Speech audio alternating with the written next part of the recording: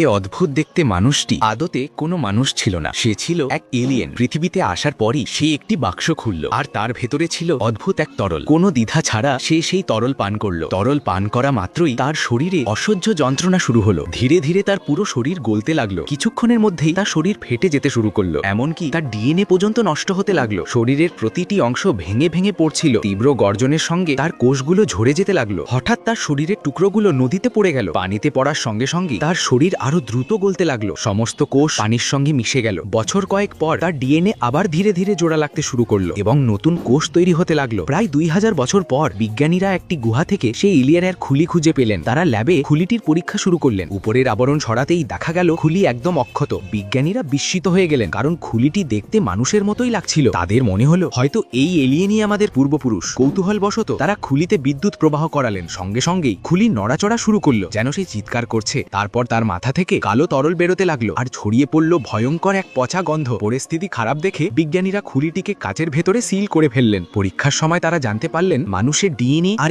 এই এলিয়েনের ডিএনএ একই ধরনের। তাই বিজ্ঞানীরা সিদ্ধান্ত নিলেন এই এলিয়েন হয়তো জানার জন্য তারা আবার সেই গুহার দিকে গেলেন। সেখানে গিয়ে একটি ভুল হয়ে গেল। এক ব্যক্তি ভুল করে এমন এক ঘরে ঢুকে পড়ল যা দেখতে বিশাল কোনো স্পেসশিপের কক্ষের মতো ছিল। কৌতূহলবশত সে একটি বোতাম চেপে দিল। সাথে সাথে তার সামনে আকাশগঙ্গার প্রজেকশন দেখা দিতে লাগলো। কয়েক সেকেন্ডের মধ্যে সব প্রজেকশন একটি নির্দিষ্ট বিন্দুর দিকে ইঙ্গিত করতে থাকলো। সেই ট্রি সদৃশ বাক্সের ভেতরে একটি জীবিত এলিয়েন ছিল। তারা তাকে জাগিয়ে তুলল। বহু বছর পর সে ঘুম থেকে জেগে উঠল। একজন বিজ্ঞানী তাকে প্রশ্ন করতে চাইলেন, তুমি কোথা থেকে এসেছো? তোমাদের জাতি কেন ধ্বংস হলো? আর তুমি কি মানুষের প্রতি ঘৃণা পোষণ করো? প্রশ্ন শেষ করার আগেই এলিয়েন হঠাৎ তাকে আক্রমণ করলো। এক আঘাতেই তার মাথা শরীর থেকে আলাদা হয়ে গেল। অল্প সময়ের মধ্যেই বাকিরাও মারা গেল। তবে এক নারী কোনোভাবে সেখান থেকে পালাতে সক্ষম হলো। এরপর এলিয়েন নিজের ককপিট খুলল এবং আসনে বসে তার কোঅর্ডিনেট অ্যাক্টিভেট করলো। সে তার টার্গেট লক করলো। তার উদ্দেশ্য ছিল পৃথিবীতে রিপোর্ট পাঠানো, কিন্তু এটি পৃথিবীর জন্য এক বড় হুমকি ছিল, যা ভবিষ্যতে পৃথিবীর সম্পূর্ণ ধ্বংস ডেকে আনতে পারে।